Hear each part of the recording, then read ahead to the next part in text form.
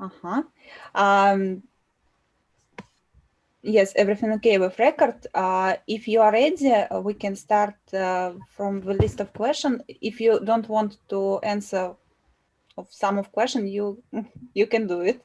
And maybe Okay. if you want to add something more, you also it's appreciate you can do it too. Um, so I open the list. Yeah, we can start. Okay. Could you please introduce yourself, your name, last name, position, and name of organization? My name is Jon Alexander. I am the CEO, Chief Executive Officer of Kaposia, Kaposia, Incorporated, in Minnesota, the United States. Thank you. Could you please tell us about your career way? How did you choose your profession and what does you attract in it? So it's a long story. I've been doing this work for almost 40 years. And so I started when I was in college at university, and I needed a job. I was poor, and my friends worked at a very large residential facility. Excuse me. And there was a position open there, and I needed a job. It worked on the weekends, and it worked with my college class schedule. So I started working there. I worked there for 4 years because I always made enough, just enough that I could pay my rent and my food. And so in the summers, I would work different jobs. I would paint houses. I would do a variety of other things. And one day, a friend of mine that I'd worked with became a manager at another company that did residential work for people. And she asked me if I'd like to come work there full time. And so I did that. That was in 1987. So a long time ago. I worked residentially. I always worked with people that had challenging behaviors. And so, some of the hardest people to work with. And that was an area that I found challenging and rewarding because helping someone who's really struggles to tell you how they're feeling, but maybe can't use their words, um, was something very rewarding when you can help somebody achieve that and build that kind of relationship. And so the early part of my career was always working with people that had the most challenges. I left there to work on the day services side of things and in employment. And my first job for that company was working with a man who had a lot of challenging behaviors, just helping him work. And we built a relationship over the next 4 years. So he was very successful. He was working independently, doing a variety of things.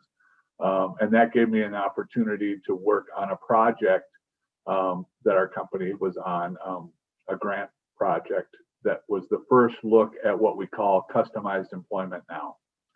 The idea was, could we help people with challenging behaviors, low IQs, find jobs where there would not be paid staff, that we could utilize what we called natural job supports.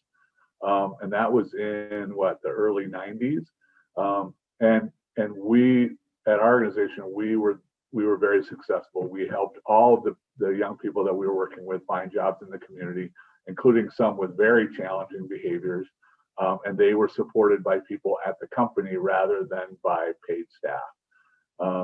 And those opportunities helped me build some social contacts. And I was hired as the director of operations in 1998 here at Kaposia. I did that job for 10 years, helped build our organization and our structure around focusing on one person, one job. It wasn't easy. It took a long time. But after 10 years, my boss retired and the board hired me to replace her. And so I've been the CEO now for the last 12 years. So that's the short version of the last 37 years, I think. Wonderful story. So the next question about how is the issue of employment of people with disabilities resolving in the United States for today at this moment, and how it is regulated in law? Is there any financial support for this direction provided by government, business, or other organization? Could you please answer? I was coughing, so I muted myself. It's a very complicated question. and it may be part of many of the other questions that you have as my answer. So I'll start with about 25 years ago, maybe no, actually it's 30 years ago, we passed what's called the Americans with Disabilities Act. And this said that you could no longer discriminate against people with disabilities in the workplace, really anywhere, workplace, residentially. You couldn't just say, "Oh, I'm sorry, we're not gonna, build ramps for people with disabilities to come in because it's too much." No, you had to start doing it, and so you couldn't say, "Sorry, we don't hire people with disabilities here." There had to be, if you were capable, you had to at least be considered, and so that's slowly changed the way things have worked in America, but very slowly. There continue to be court cases. About 15 years ago, Congress rewrote the Americans with Disabilities Act to be more specific, because there had been a number of court cases that had limited its effect and who it affected. So that's a starting point. For the last, I think I said, for the last 30 years, we've been really focused gradually on helping people find jobs. There's always been a part of our system that works that way, and there's always been government funding for services for people with disabilities, but it's not always a lot. And so there's two main systems for funding. One is the vocational rehabilitation system, which is federal money designed specifically to help people go back to work. It was founded back after World War I to help soldiers that were coming back that had, lost a limb or whatever else, and trying to help them go back to work. The other funding comes through Medicare, Medicaid, and is actually healthcare funding that was designed to help keep people out of institutions, and now has become much more flexible and allows us to help people find jobs with it, help support people during the day, as well as help support people in their homes. And so those are the biggest funding sources for us. But our whole system has been slow to change. And I talk about our system, where I work in the day services employment side of things. Many providers still operate large workshops where all the people come in and they do the work, and they do their best to kind of help give people tasks that fit their abilities, but it doesn't work very well, because if you bring in a certain project, right, and you're putting things in a box, not everybody is good at that. So you try to give people the best you can, but it's very limited. And so our thought at Kaposia is, rather than do any of that, let's go find a job that might exist elsewhere, working for a company where they do the kinds of things that are better fit for that person's skills. And so we've been much more effective at doing that. People make 5 times as much money as they ever would in a workshop. And so, and it's a better fit for them. They're happier. They get to meet people. They get to be out, all those things. And it's just, we really customize the job for them. And so that's been the industry trend. And I don't know if I answered your question or give you way more information than the fact. All of our work, because it's government funded, has regulations around it that we've all learned to sort of adapt to. But it's not like this company must hire people with disabilities or anything like that. It's optional, but we know that when they do, they get a really good employee. When it's the person is a job out in the public, say at a movie theater or something like that, where people see that there's a person with disability, they're generally viewed much better as a company that they hire people with disabilities. So there's a lot of really good reasons for them to hire a person with a disability. And when they do, they also see that within their culture, there's a real change that, wow, this person's working so hard, I don't really have an excuse not to. And so it really kind of changes the culture of many businesses too. So did I answer your question? Yes. And you start to tell about the programs which implemented in your organization. Maybe you can tell some more details about those programs. How many people it's realized? There's, in our employment services, there's 2 sides to it. There's employment development, where we have staff, our employees help a person with a disability find a job. And we have a process called discovery that we really delve into what is that person really like. We go visit them in their home, because seeing a person's bedroom can tell you a lot about the person. Are they messy? Are they neat? Or, what are their interests? Do they have, what movies are laying around, or video games, or whatever else, the person might be into. And so we try to learn as much as we can about the person. And then there's a piece to it that we feel is really important in terms of learning, who do they know?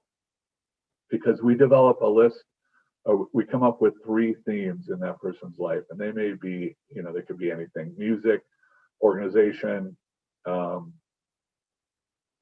another one? Books, right? Now, what types of jobs are involved in music? Well, many kinds of things. It's not, singing, it's music stores, it's, buying CDs or anything like that. We can just keep going. Where are places where music is involved, right? Organization could be just about anything. Where are places that are involved in books? There's writing books, there's selling books, there's, all kinds of things. And you can get very creative with it. And I can give you an example. We had a young man who's from the age of 3 or 4, he started playing the piano, and he's really gifted, but he can't read music at all. So he memorizes every song. He just learns to play them and memorizes them. And as we were looking for, an opportunity, we went to all kinds of music places, and we ended up talking with a woman who teaches piano lessons. And she said, I've been getting this call from this company. It's called Menards, but they sell like hardware and tools and ladders and all kinds of things related to fixing up your house. And you would never think of them as a place that would hire a piano player, but they like to have someone playing live music in their store rather than just kind of music, from above that maybe might play. And so he works there 2 days a week at a place that we never thought we would have gone to there to see where, a piano player might get a job. And so it's working our way through all of this to try to find a job for somebody. On the other side is their employment supports, and those are the people that go out. For example, the young man I just mentioned, his name is Nathan, and so Nathan has a person that comes out and checks on him. They make sure he can get he has other gigs, music opportunities where he goes and plays at events or whatever else. So she makes sure and manages his schedule. She sets up his rides for him. She makes sure if he can't take his, sometimes he has to bring his electric piano with him. Make sure he can get it there and get it back. All those kinds of things. Nathan also loves to go on social media and say how mean his staff is. And so sometimes we have to say, okay, you need to calm down and not, be sharing all this information, stuff like that. So it's just, both sides of it. And then we actually have a third part of our services for people that aren't working or who are retired, and just helping them do activities that they really like and enjoy. And we try to make that as individualized as possible. But those are the different parts of our company. Okay. How do you think, what are the main barriers of providing work for people with disabilities? We know that the number one barrier is the low expectations. People don't believe that people with disabilities can do very much. And when we demonstrate what people can do, that all changes. And so part of how we do things is to give somebody the opportunity to show what they can do. And so when we go out and we do, we don't fill out applications, we don't send out resumes. We try to make personal contacts through that process I talked about, where who do you know, like in the music business? And so you might find people down that list, and then they might lead you to someone else. And but it's always through a personal contact to get in and say, okay, how is it that you love music? What is it, what in your industry kind of a thing? And so you make that connection between two people, that if you go, say, on holiday and you see somebody wearing a shirt that has the same name of the university you went to, you'd be like, oh, hey, and you make a connection, even if you're, very far away from home, kind of a thing. So it's making those personal connections and then demonstrating that someone's capable.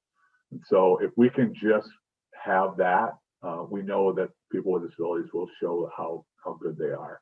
There's all sorts of other, I mean, there's countless barriers, physical adaptations to buildings. People can't get in, all that stuff still exists, but we're having less of that. And so, but that's the main one, is low expectation. It's so interesting. We have, in my experience, we have another barrier connected with motivation, low level of motivation of people with disabilities.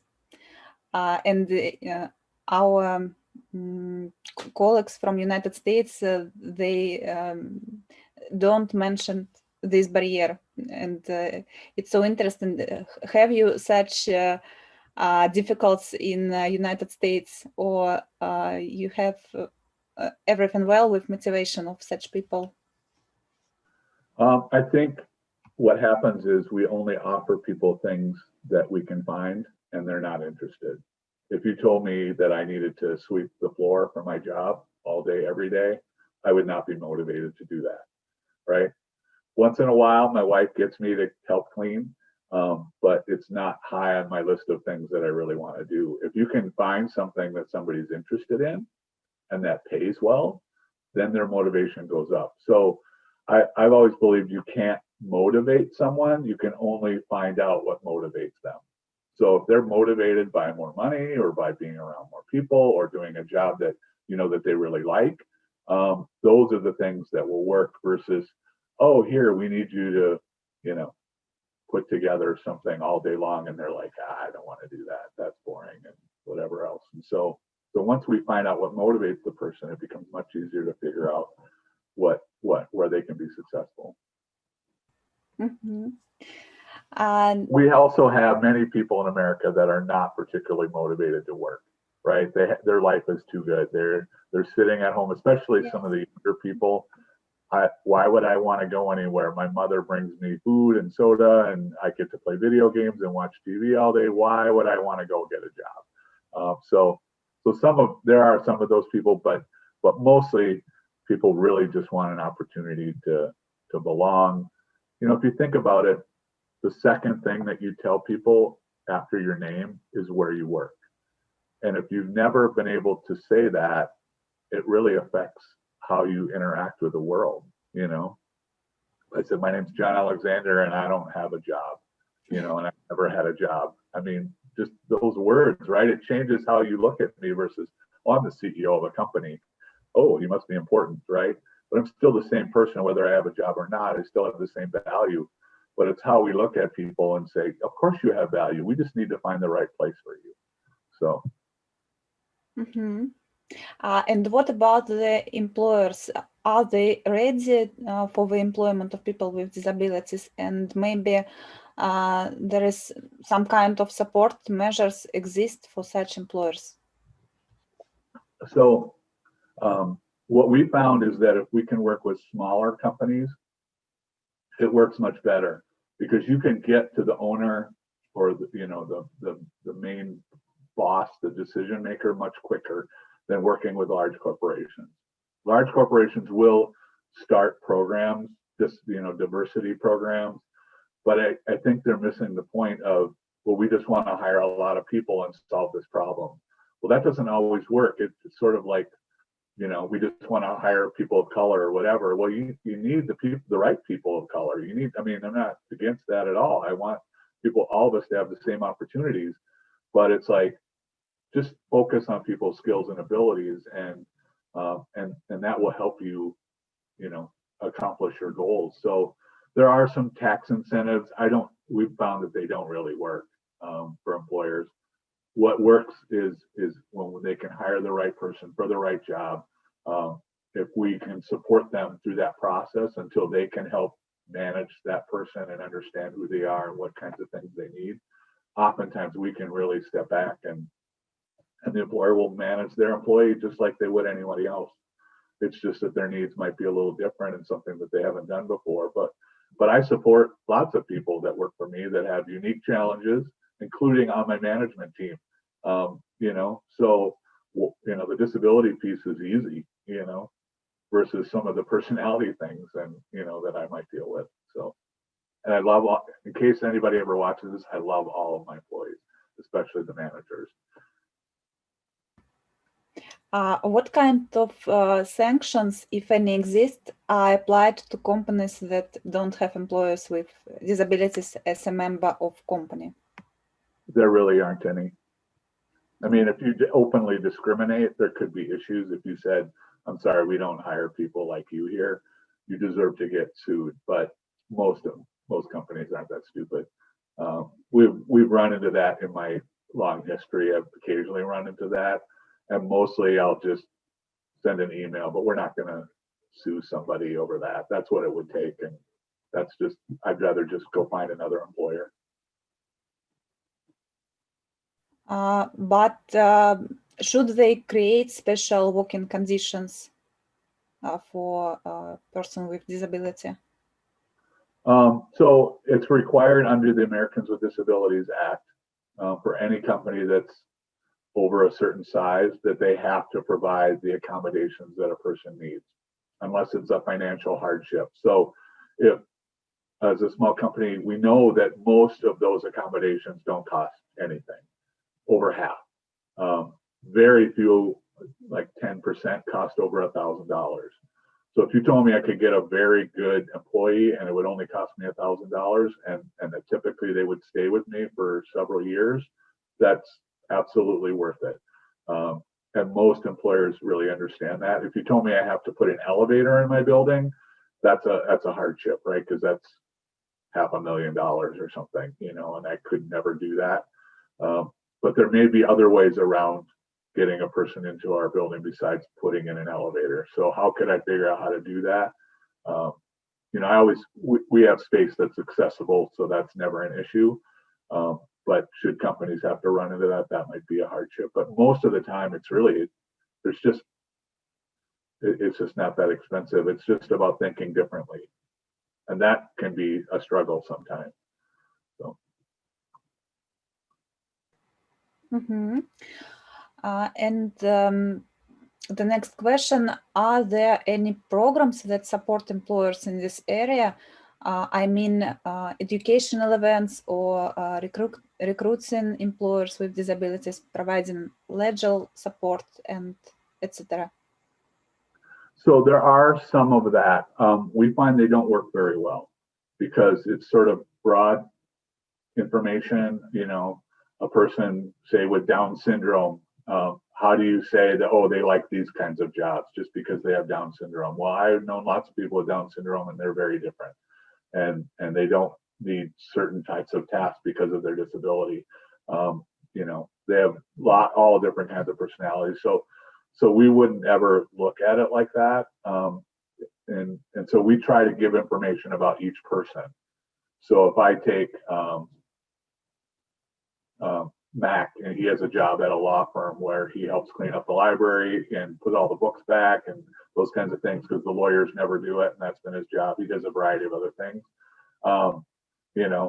If I just said, well, I think you can only, work as a greeter at a store, that doesn't work. That doesn't fit his abilities and interests. He wanted to work in a professional environment. He likes to dress up. That's a much better fit for him. So. And I have already asked about low level of motivation. And what about qualification of people with disabilities? Do you have such problem as low level of qualification? Yes. So we've been trying to work on more post-secondary, whether that's college or a trade school for people. There have been a few 4-year universities that have started 2-year programs for people with intellectual disabilities so that they can experience college, because those first couple of years in college, when you're away from home and learning you have to cook your own food and clean your own apartment or, whatever. It's some of those kinds of skills that we want people to have the opportunities to have, as well as attending classes that they're interested in and those kinds of things. So there's some of that. And we work mostly with people with intellectual and developmental disabilities, but of course there's people across the whole spectrum. with many other kinds of disabilities that go to university, that go, to skills training and become welders or plumbers or electricians or whatever. And so they have different types of disabilities. Maybe they have a physical or a sensory or a mental health disability. And so of course there's that. I'm just thinking about the people that we work with mostly. And we've had people that we've served that have gotten, we had a guy who became a over the road truck driver. He worked really hard and he did it for a couple of years and then just decided he really didn't like traveling that much, driving that far. So, but yeah, we've had people that have, gotten nursing assistant licensures and those kinds of things. So, and sometimes it's even just developing other skills. We have a young lady that works at a drugstore and she was just stocking shelves, putting things, but she really wanted to be a cashier. And so we worked with her and practiced and practiced and practiced. And now for the last 5 years, she's been one of the lead cashiers at that store. And, I think that's just about, again, expectations. What is Abby capable of and how can we help her get there? And so just the fact that she's moved up and now is, a more integral part of that, that company says so much about the company and about what Abby's capable of. Thank you. What financial support is provided for unemployed people with disabilities, and do they lose this support in case of employment? Most of their benefit, their financial benefit, comes through Social Security. There's also generally health insurance through Medicare for people. It's a long process. Generally, when you get on it, people don't want to ever lose it. But there are incentives to work. You can make a certain amount of money and not lose any of your benefits. So even if you're employed, you can keep that and earn up to a certain amount. That helps with all the other things. So once you go over a certain amount, that gets when it gets tricky. But we've all kind of learned to manage through that. That number for many of the people that we serve is over $1,000 a month. So that's working 20 hours a week at $10 an hour. You're not going to go over. So, and it's actually higher than that, but it's easier for me to do the math. I have additional question, but I think I ask it after all necessary. Okay. So is there a classification of professions for specific forms of disability? And what are the most popular professional areas for people with disabilities? So no, there aren't any specific areas for people with disabilities. And like I just said, too often we've sort of charted people with disability into certain jobs. We say that I think there's more than 4 now, but we used to say the 4 F's. So food, filth, flowers, and fetching. So sort of those jobs, menial labor that people, we just don't have much expectations for people. And those are important jobs, right? But they don't just have to be for people with jobs. We want good food. We want, our homes and offices to be clean and other places, but that doesn't mean it just has to be people with disabilities just because we don't expect very much from them. Mm-hmm. Now the labor market seems to create consistently new, unusual jobs, which are often called a dream job. For example, an island caretaker or software tester. Do you remember some cases where a person with disabilities has got such an unusual job? No, we're not that lucky. No. So I want that island caretaker job. I laughed when I saw that question. I think what we've helped people do sometimes is get unique jobs, but not quite that unique, like a sofa tester. I did have a young man once who said he wanted to be a vault duster, like in a bank. I think he wanted access to the money and would take some of it home with him was his idea. And we're like, no, you're never working at a bank. But we've helped lots of people have really unique jobs. I'll tell you a story. We had a young man with a mental health disability that we worked with.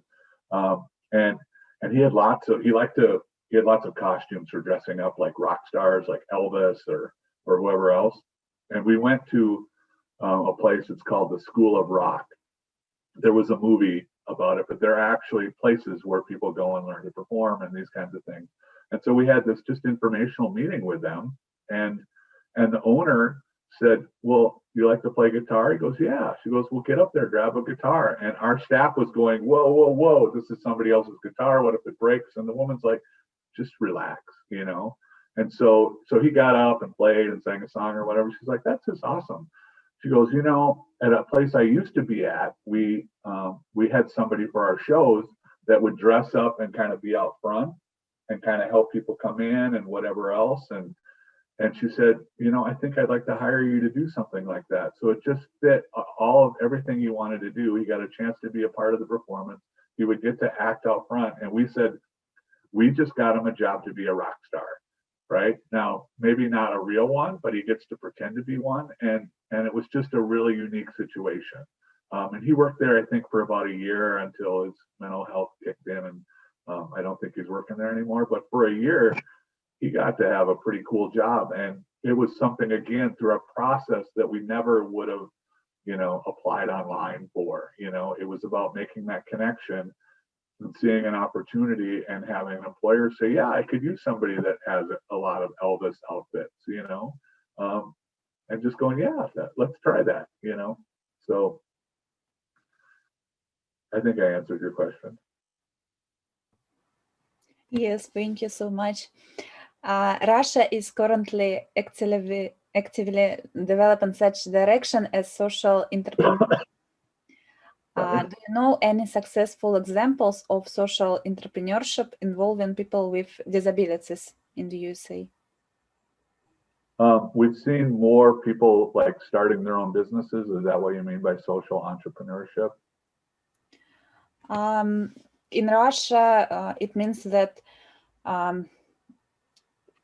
in these companies work people with disabilities, or they make products or services for different categories of how to translate. So if like Kaposia started a company that put together laundry soap, and so all of the people we serve then work in that thing, but it's owned by my company, not by the person with a disability.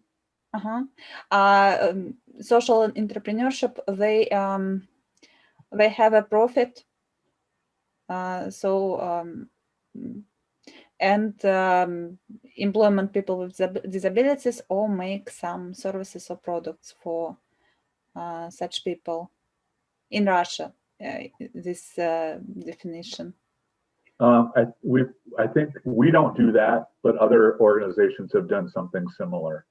So I know organizations that have done digital scanning. So if people want to get rid of all of their paper files and those kinds of things, they can send it to a company and they will open up, like, say, all their old personnel files, open it up, take out all the staples, run it through a scanner, and save it, and then send it back to them. And they use people with disabilities to do all that work. And it's a separate company from the actual organization that provides the support.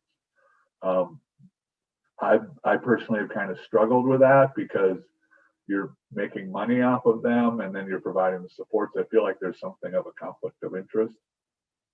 And I also know that there's lots of companies that do the same sort of thing.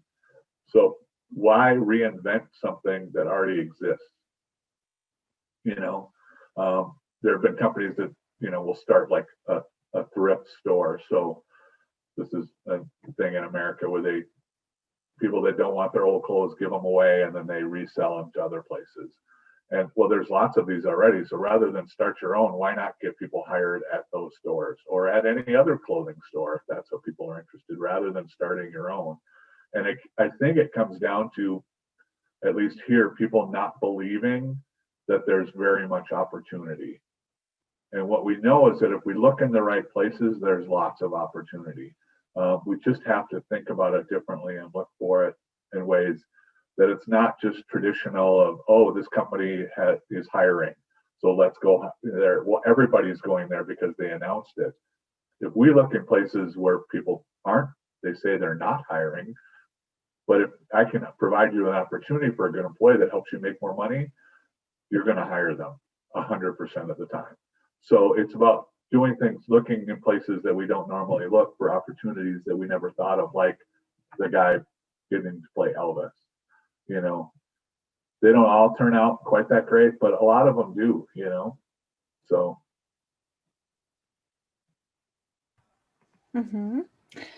If you could compare the situation with employment now and 10 years ago, would you see any difference? And what are they? I think what we've seen is a slight uptick in more employment for people. We've always had sort of this workshop setting and some employment, but I think we're starting to see a shift over the last 10 years. I don't want to say we've figured it out, because we haven't even doubled employment in the last 10 years, which should be a reasonable goal. But it's at least starting to shift. So at least some people are getting more opportunities. There's been a movement in the United States called Employment First, where rather than look at anything, you look at employment in the community as the first option, and then you can look at other options. Up until now, it's been, oh, you have this kind of a disability, you can't work in the community. Well, we don't know that. There are lots of ways that people can work and be supported and do things, even for people with very significant disabilities. But we have to at least try that process. And so that's becoming more ingrained in our system, so that at least people are being considered that were never considered before. So I think that's the first shift that needs to happen. And also, young people are not interested in going to workshops. You know, they've grown up being in regular classrooms and being a part of all the other things, and not being viewed by their disability first. And so, you know, they want to have a real job, and they want to get married and move out and do all the other kinds of things that everybody else does. And so I think we're seeing a generational shift. I know we are, where they're just not really interested in that. So.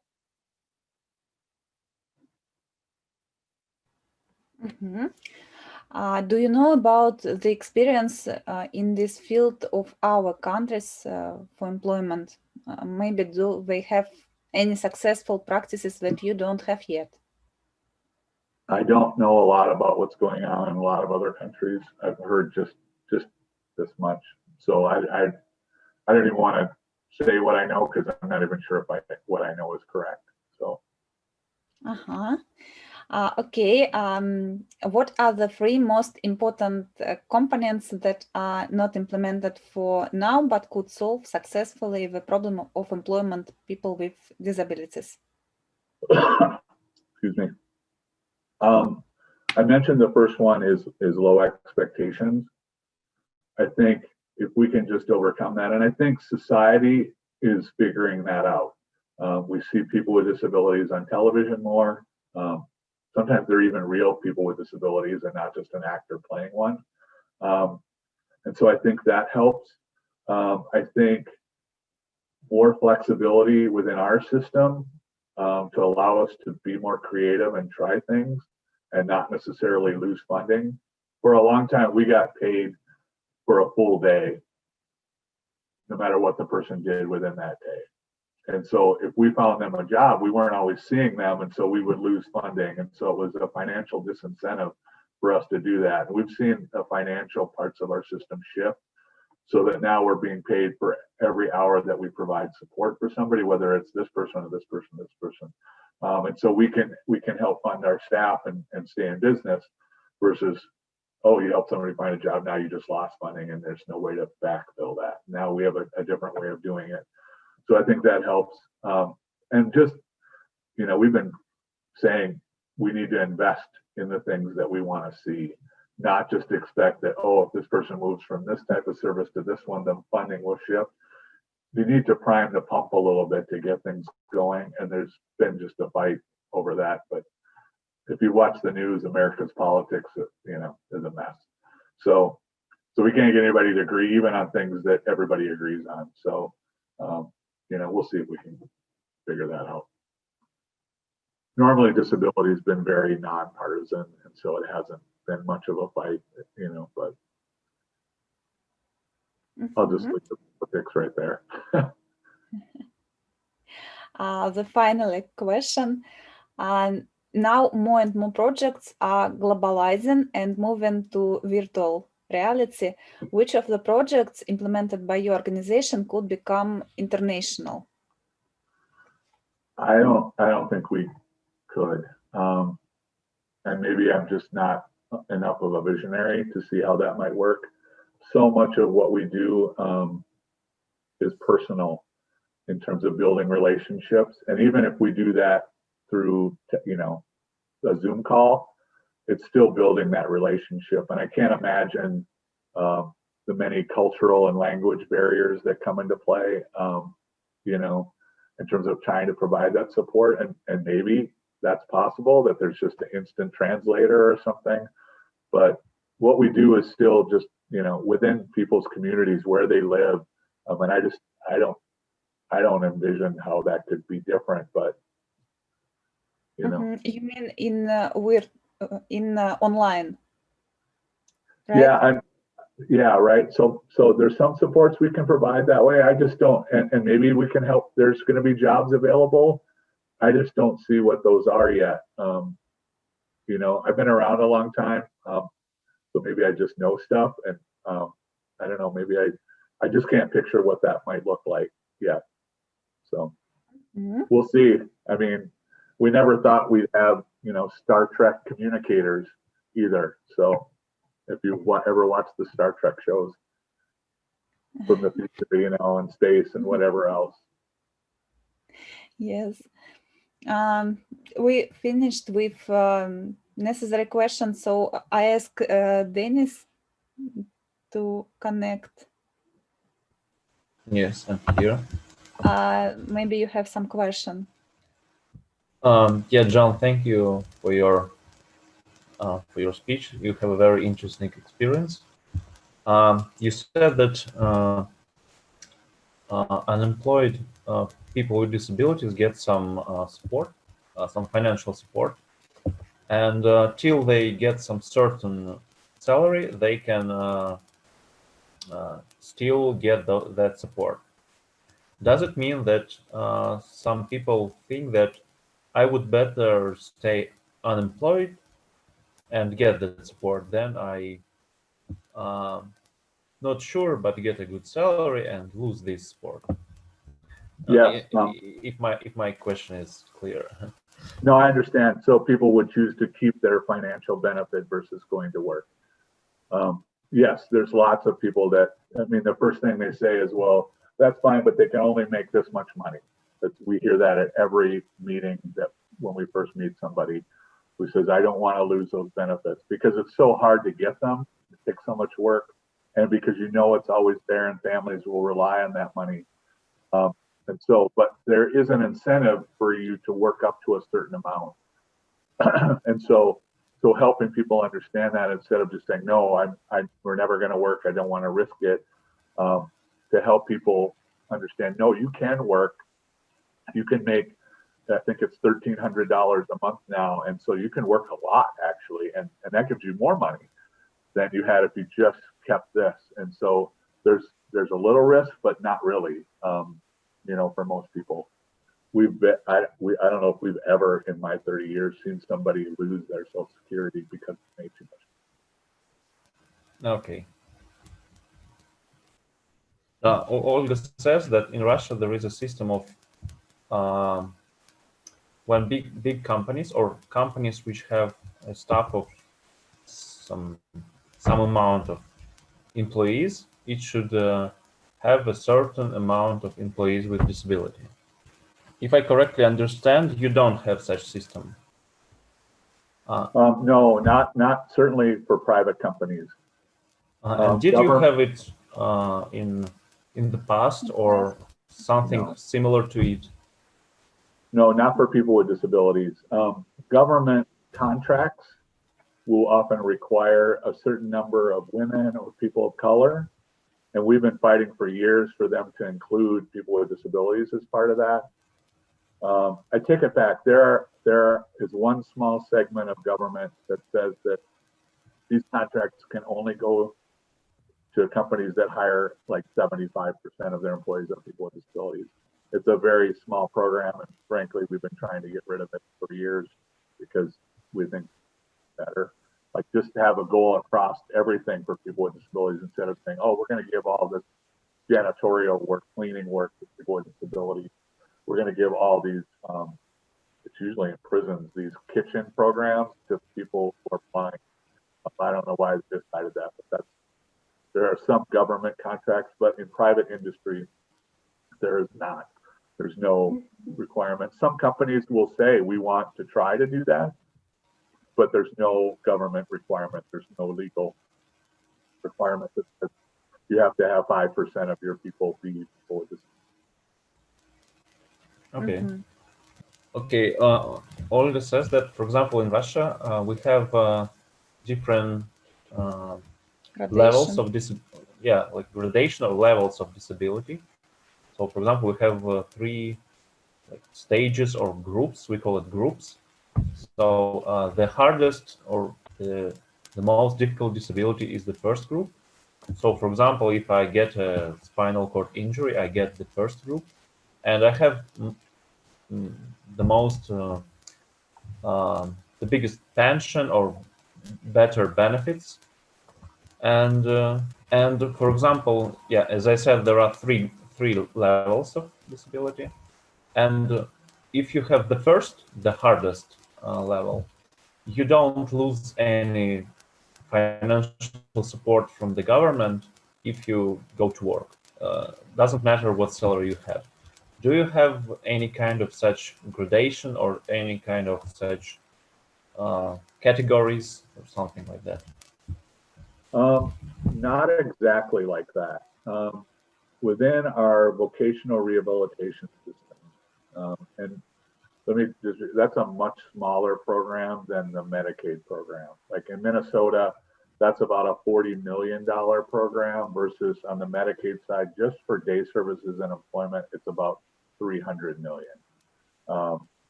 So you can see that that's a much smaller thing, but how they categorize it is by, what's the word? A number of functional limitations. So it's like the reverse of that. So if you have 3 functional limitations and they have a sheet that you figured out the category, then you go into the group that's prioritized first. So you're most likely to get that service, but it doesn't affect anything related to benefits. If you have a spinal cord injury and you get a job making $30,000 a year, you're going to lose all of your financial benefits. You'll probably keep all of your medical, but there's a different level for that in terms of there's cash, money that you actually get, and then there's medical benefits. And so they're different scales. So for example, I have a friend who had a spinal cord injury about 20 years ago. And so he has to watch how much money he makes, but more importantly, he really can't go over a certain level because then he could lose all of his help at home with the PCAs that help him transfer out of his wheelchair and all that stuff. So he really has to be careful on that side. He's not as concerned about getting that much check, though that's fine. But they're really two different systems. So it would be great to just say get whatever job you want. I would love something like that, but for those. No. Okay. Olga asks, in the United States, there are so many non-profit organizations who support people with disabilities in the field of employment. And yeah, there are so many of them. And how do you communicate with each other between different organizations? Is there any kind of, I don't know, like competition or something like that? Or you create communities or cooperate with each other? And how would you say? It's tricky, right? So we're kind of broken down by geography. So different parts of the state, there may only be one organization helping people, but we're all connected through kind of our lobbying efforts to help bring more money into our system, that kind of thing. But we don't always agree on where we should be going. And that's the part where we usually disagree. Now, we usually like each other and get along because we're all in this business, and so we like people. We're generally, we're not cutthroat or by any means. And in fact, over the last few years, I've tried to work more closely with other organizations to help us just all be better at what we do. Because I feel like if we all get better at it, then it's better for the people we serve. And there's enough to go around. There's so much need that we can't fill now. If it's just not that competitive, that we're all growing because there's more and more people coming. There are more, more people are living longer, so we're serving people longer. Even through the pandemic, we've grown. I think we've brought in like 40 new people. We only serve, that's like 10% growth in the midst of all this, Matt. So, and I know other organizations are bringing people in too. So, it's not like we're stealing from each other. It's that there's so much need that, we all are struggling to try to meet the bigger needs. So it's generally we get along okay. Every once in a while there's some name calling. Okay. So, but not too often.